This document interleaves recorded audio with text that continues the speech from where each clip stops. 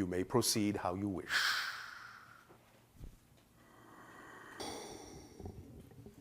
Happy autumn, Bashar. All right, and to you, good day. Yes. I like the theme here, AU standing for gold, and it's very golden in terms of the theme. All right, speak up clearly so that all may hear what you have to share. Well, in the theme, the Enneagram being 9 and 6 being the reflection of us being the hybrid race. Yes. Could you explain and expand upon the concept of time, how we have 24 hours in a day, 2 plus 4 equals 6, all the different seasons have 6 letters. Well, you create your divisions based on certain underlying symbologies in consciousness that act as markers and guides for the path that you are taking. Okay. So you have laid these out as reflective symbols, and when you come upon them and when you start to comprehend and ponder them, you begin to reveal different levels of the underlying template, the underlying structure of how you have laid a path out, not only for yourselves individually, but as a species. So the symbols and the numbers are one and the same is what you're saying? They have slightly different vibrations for slightly different reasons based on different belief systems of the people that need to encounter them in that way, but essentially they fulfill the same function. Okay. And in terms of the word, in terms of the Hindu philosophy being Om, the vibrational creation of sound and resonance. Yes. And the spelling, there's 2 different spellings, one being OM and one being AUM. And well, there's actually 3 spellings, one being OHM, which has to do with electrical flow. Okay. Well, that's good information. Oh, So, all right. So with that being said, with you saying that the bluish tinted color being representative of the species that came before the Anunnakis, would that be a correct representation with all the paintings of the Krishnas and Vishnus and all the individual deities having that bluish tinted colors? And Well, the Anunnaki themselves actually had blue tinted skin. okay. And That is where the idea comes from when you understand that you have Anunnaki bloodlines that were the royal bloodlines, what you have come to call the blue bloods. Okay. Stems from that. And that's the reason they love gold so much in that sense as well too? It is because of the vibration of eternity, because of the vibration of longevity, because gold does not deteriorate, it does not tarnish, and it is the gold that was utilized to stabilize their planet vibrationally, yes. Okay, very good. Thank you for the clarification. Thank you.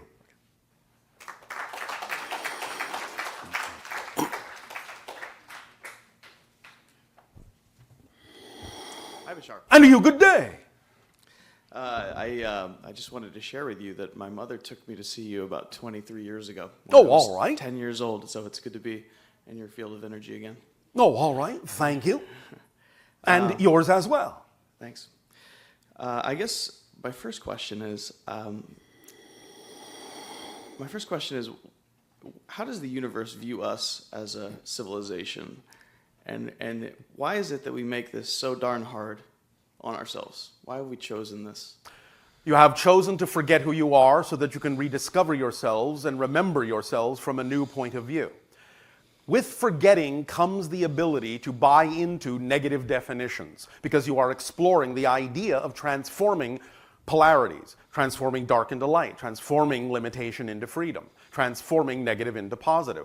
This is the process that you are going through. It doesn't have to be a struggle anymore, but we understand that it has been for quite some time because you have for quite some time as a species not understood that physical reality is your projection, that you don't exist in physical reality, that it's not really a solid thing. It's, in a sense, just a dream. But you buy into certain ideas, certain beliefs, certain definitions in your physical personality that allow you to experience certain things in a very solid way. And so when you buy into a certain negative belief, what will come with that belief, and with all beliefs, is a self-perpetuating mechanism that makes it appear difficult to change that belief to any other. Because if the belief didn't come with a self-reinforcing mechanism, you would be able to see right through it. That's an illusion. So the idea is that every belief makes it seem as if it's the only belief that can be had. So when you buy into something negative, it's going to reinforce the inability to change that in an easy way. It doesn't mean that situations are actually inherently difficult to change. It's just that a negative belief will make it appear that way in order to perpetuate itself. But once you have the skeleton key, once you have the understanding that this is all the result of what you believe to be true, and that's what determines what you experience in physical reality, then you can always neutralize any belief by reminding yourself that it is just a belief, it's not an empirical truth necessarily, and that you can decide what to believe in that is true for you, and thus change your experience of even the very same situations that a moment ago were experienced by you negatively. The very same situation, when neutralized and given a positive meaning, can actually give you a positive effect, regardless of anyone else's intention in that situation, and regardless of how that situation was initially generated. Does that make sense? It does. So, in a sense, to answer your question from the way you asked it, the universe sees you as master transformers, a master class of very strong beings and very strong spirits who know they are strong enough to have interjected themselves into a reality where they would completely forget who they are and be steeped in the experience of negative experience and negative definitions, and yet still, nevertheless, find their way to the light. It takes a very powerful being to be able to do that. So you are not a kindergarten class, you are a master graduating class. And that's how we see you. Does that make sense? It does. Does this help you? Very much so. Thank you. Anything else? No. You are done? Yes. All right.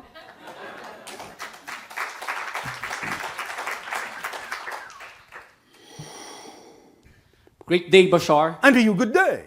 I was standing up here last night, and my last question was last night do I have a hybrid children? And all of a sudden, you pause a little bit. And one of the hybrid children came through and said, yes, you have 9, Dad. Yes. And I told myself, if I will be given another opportunity, I want to explore that information. All so right. I just wanted to know where they are right now. On a ship. On a ship? Yes. And will I be able to meet them sometime? Some of them, not all of them. Okay, thank you. Is that it? That's it. And my follow-up question is about the hybrid children. I thought you said that was it. Oh, no, for that first question. Oh, all right. I have 3 physical children right now. Right. I know that they are hybridized. You're all hybridized. Yes, yeah. And I know they're more advanced. Being They are just more awake. More awake. Can you give us some guidelines or coaching on how to Yes. coexist with them and how to raise them Yes. in alignment where Create they are? educational programs that allow for higher degrees of interactivity so that they can actually learn by doing. Create programs where in a safe environment they can understand the consequences of the choices and actions that they take, so that they can grow into adulthood knowing that they can only need to take choices and only need to take actions that are representative of their self-empowerment, and they don't need to hurt themselves or anyone else to get what they need. Allow yourselves to adapt the education that they may require to what excites them instead of attempting to adapt their excitement to the lessons that you think they need to learn. If you do even just these 3 things, you will have an educational system that will allow them to really remember who they are and become the adults that are balanced in emotion, in spirit, in body, in mind, and they will then transform the world.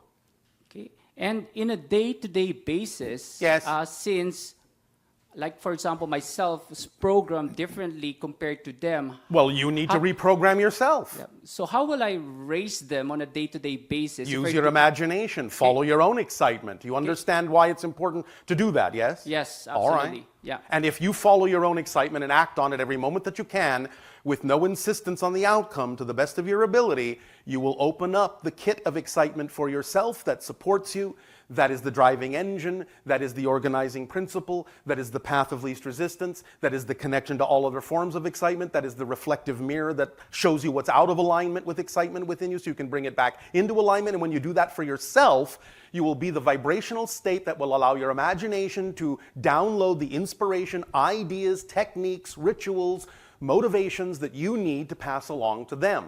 So first and foremost, be the person as best as you can that you prefer to be, and you will know what to do to allow them to become the people that they need to be. Yes? Yes, awesome. Does that help you? Yes, I have one last question. No, all right. Yes, flower of life and the six platonic solid, how this related to the symbols of different civilization? Well, again, everything is about resonance. Everything is about ratio, proportion, and frequency.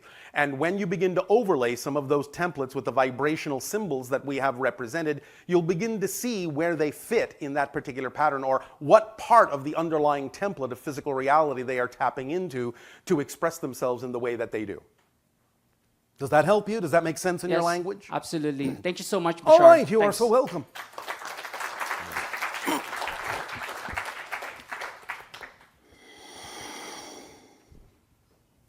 Hi, Bashar. Annie, good day. Good day. It's my first time, so If you say so. I'm Then that means it's our first time with you too. I'm a Bashar virgin here. I beg your pardon. I mean, it's okay. I have a question. Are you asking me on a date? Yes, I am. Yes, I am. No. Okay. My life it's really good. I do everything I want to do. I don't do anything I don't like to do. All right. I have a beautiful life, but I have a question. Yes. There's always a very I interesting know, thing but- coming but- after the word but. I am totally happy. But Okay, how do I deal with people that are in lower vibration and their family members? How do I protect myself? you that- don't need protection.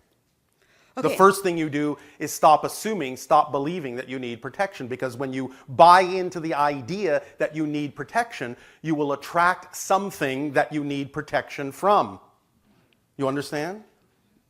Because okay. you're focused on the idea of protection, not on the idea that you don't need it. Does that make sense, first of all? It makes sense. All Okay, right, we're getting there. Okay, yes. Hold on. Okay, but Yes. Okay, no, go on. Go ahead. Go All on. right, thank you. If you stay in the vibrational state that you prefer, what difference does it make what vibrational state anyone else is in? Because they have no power to affect you unless you agree to alter your vibrational state to match the vibrational state you say exists in them that you don't prefer. So the question would be, why would you do that if you don't prefer it? Okay. Do you That's- understand what we've asked Yes, you? I understand. I just don't know why I'm doing it then. Well, that Because- means you have to get in touch with the belief system within yourself that makes it seem logical to choose something you don't prefer instead of choosing something that you do. It all comes down to what we call the motivational mechanism within each of you. You always, unerringly, always move in the direction of what you believe to be in your best interest, and you always immediately and automatically move away from what you believe to not be in your best interest. But the key word here is believe. So if you've attached a belief to something you don't prefer that makes it appear to be the better choice than what you do for some reason, you will move in the direction of what you don't prefer, until you find out what the belief is you've attached to it that makes it seem to be the preferable choice over what it is you know you would actually prefer. You have to get in touch with that definition, find out what definition you've attached to that mechanism that makes you move in the opposite direction to the direction you prefer to move in. And once you discover what it is, once you identify that definition consciously, you will see that it doesn't belong there. It makes no sense, and you will let it go. And as soon as you let it go and rearrange the way your beliefs are attached to your motivational mechanism, you will then unerringly move in the direction of what you prefer instead of what you don't. Many people will do this on your planet because they assign all sorts of negative beliefs and fears and attach them to the idea of what is actually what they prefer, such as, well, if I'm successful at this, then I will be so different from all my friends that I will be alienated from them, and I don't want to do that. I don't want to lose my friends. I don't want them to think differently of me than they do now, so I will avoid moving in the direction of being myself as best as I possibly can. Until you realize that if you have that kind of a definition and say, well, wait a minute, that makes no sense. I can be myself. I won't lose the friends that count. And when you realize that it makes no sense to think in the way you've been thinking, then you will see that you will drop that idea and you will allow yourself to move in the direction of what you prefer, because you will no longer worry about losing friends, because really, by definition, if you lose them, they're not your friends. Right. Do you understand? Yes. So the idea of being yourself clarifies the rest of the reality around you and demonstrates very clearly what is and isn't vibrationally compatible with who you prefer to be. And those that are not vibrationally compatible, then it's up to you to have the compassion to recognize that they may be making different choices for themselves, and that those choices may be serving them at this time. You always have the ability, by being yourself, to act as an example of what they can choose for themselves by seeing in you a very happy person and maybe being curious about, well, how can I be happy like that? And then you act as an example that they may also choose to mirror for themselves. But you have to also be willing to allow them to choose something different, knowing that just because they may choose something that is not vibrationally compatible with you, that has absolutely no effect on your ability to choose the vibration that you prefer.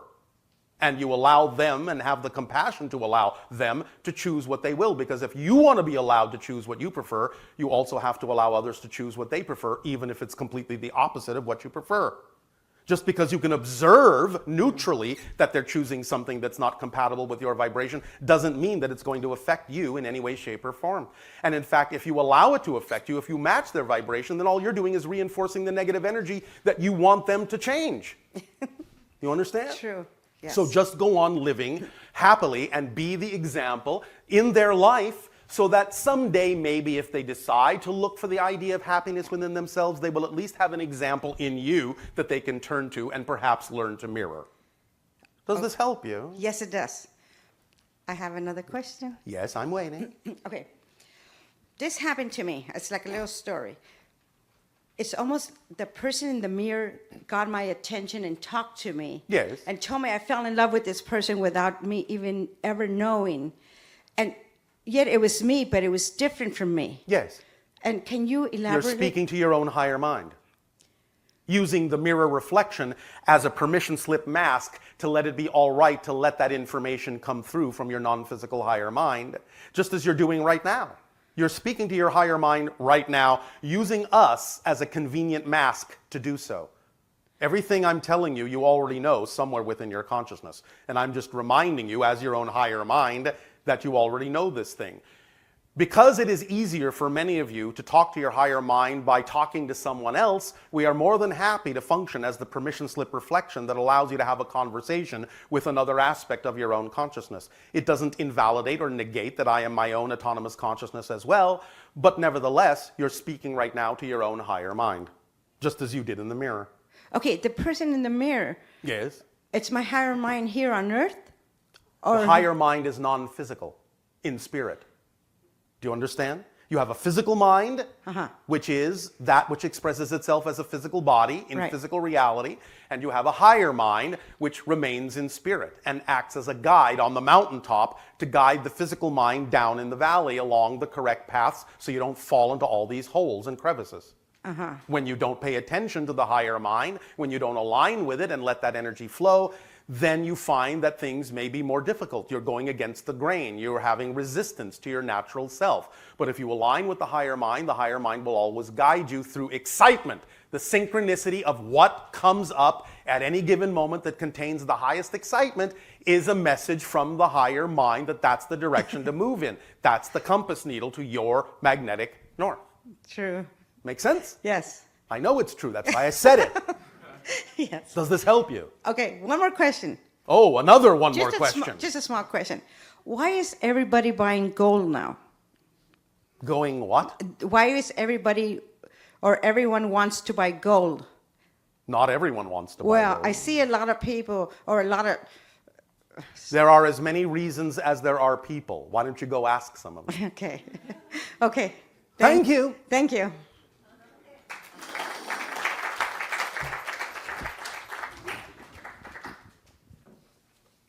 However, in very, very, very general terms, as we have already said, gold is that which represents the idea of eternity, infinity, longevity.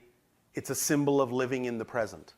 So even though it may be connected to the idea of your economic system, it's really more a symbol of the idea of your own eternal nature as a being. Yes? Hey. And good day to you. You as well. I have two questions, both about music. Yes. The first is just tell us about music. That's not a question. I thought you liked statements.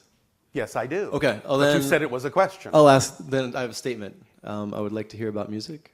What would you like to hear about music? It's a large subject. Okay. Specifically this. As a performer Yes. in a band, how do you raise the consciousness of the audience or the vibe? By playing what excites you the most. Okay. How do you raise it to the fact that they could be channels themselves? Anyone who does anything they love to do is in a channeling state.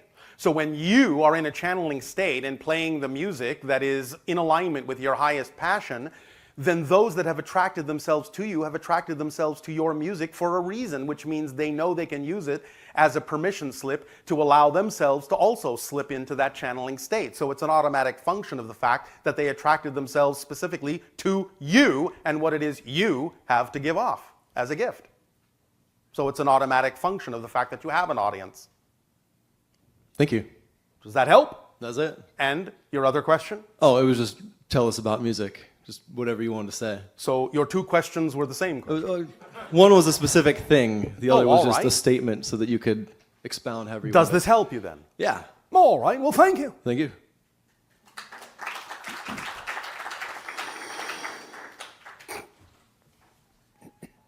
Hi, good morning, Bashar. And to you, good day. Thank you.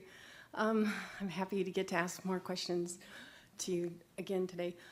When I look around the room and observe people, Yes. there's tiny dots of light with sprigs of light coming off of them. We've already had the discussion with you that as you expand your consciousness and become a more sensitive antenna or receiver of higher frequency energies, many of you, as part of the symptoms of fourth density reality, will be capable of starting to see different flows of energies that were heretofore invisible to you that exist on higher realms. So your senses will be able to begin to perceive those energies as light, as colors, as shapes, geometric forms, and what have you, based on what degree of sensitivity that you have engendered within your being. So we have already discussed that this will become more common. So those are other beings. They can be other beings. They can simply be the energies that are associated with the auric fields of the beings that you're looking at. It can be many different kinds of things. Again, you have to take it on a case-by-case basis. Sometimes those lights are probes from other dimensions, other civilizations. Sometimes they are the expression of what might be called a non-physical spirit floating through your dimension or observing or looking in. Sometimes it will just be a variety of underlying template energies that represent